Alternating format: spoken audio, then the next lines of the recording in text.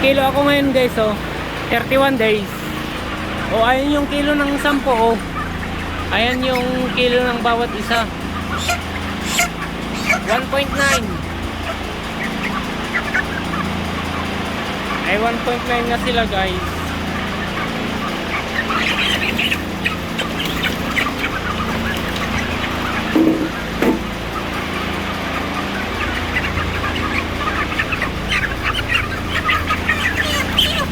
Wala kasi kung ano ko eh, nagpunta sa kabila.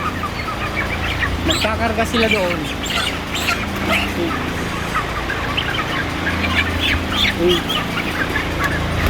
10.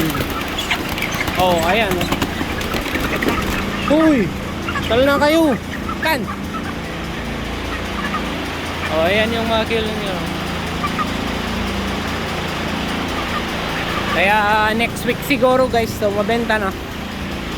31, 32, 33. Mga Miyerkules siguro to. Martes, Miyerkules guys. Mabenta na, ma-harvest na.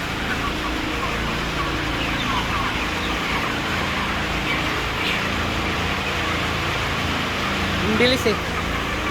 Ayan, 31 days pa lang sila ngayon.